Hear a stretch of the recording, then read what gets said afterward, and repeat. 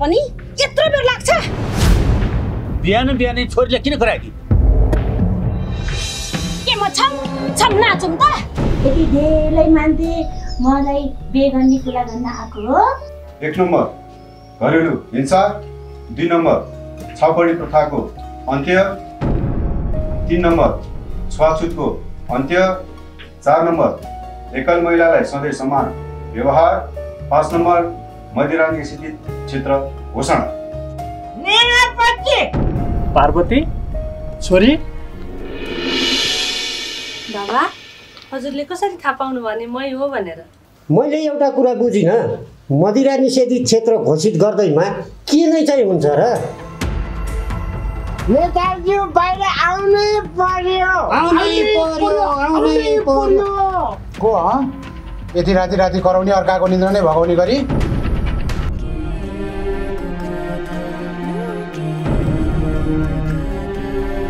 म भक्त प्रसाद नै हो, तर तपाईँले मलाई कसरी चिने? आमा आमा आमा आमा होइन, किन कराएको तिमीहरू? के भयो? मलाई चिने यार कसरी गरिस्? बोल त।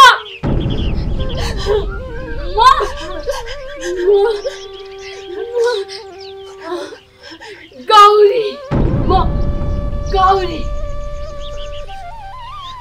तर म काम त धेरै छन् नेताज्यू, त्यसमध्येमा पनि हामीले जुन कुरा उठाइरहेका छौँ त्यसको सुरुवात गर्नुपर्ने देखिएकोले सदिच्छालाई अन्याय परेको छ, साथै मनमायालाई पनि। यी दुवैलाई न्याय दिलाउन जरुरी छ नेताजी। हामीलाई पिउनलाई कुन चाहिँ आइतबार हो र?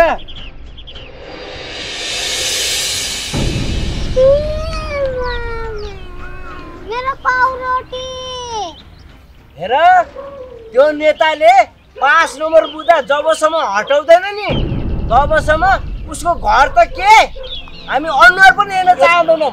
मैले रक्सी खानु छोडेको भएर नेताजीले मलाई साथमा लिएर हिँड्नु। सदिक्षा तिम्रो आवाज के भयो?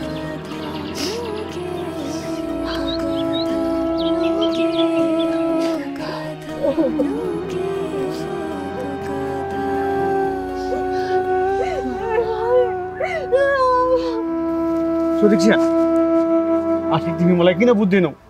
मबाट के गल्ती भयो भन? सुदीक्षा केही त बोल न। तिम्रो आफ्नो श्रीमान भन्न पनि लाज लाग्न थाल्छ के मलाई? छी, तिमीले लाज लाग्न जडा। देव बहादुर के गरे तैँले? यो आमाको नि गल्ती छैन यहाँ, मुखिया काकाको नि गल्ती छैन, तपाईँको गल्ती छ यहाँ। के हो तपाईँको नाम? देवराज हो मेरो नाम, देवराज। सम्झिनेलाई सम्झाउँछु, नसम्झिनेलाई सिद्ध्याउँछु।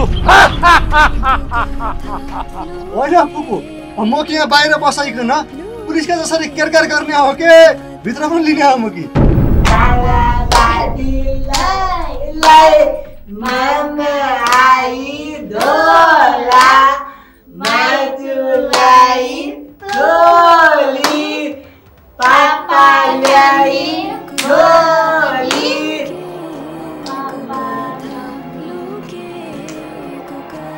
मैले त बिर्सेँ नि।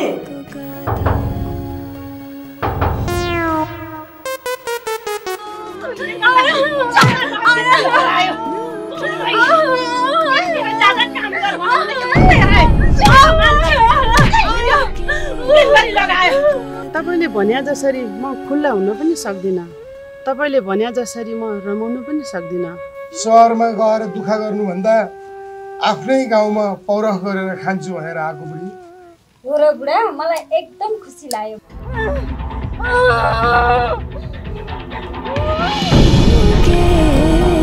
कथा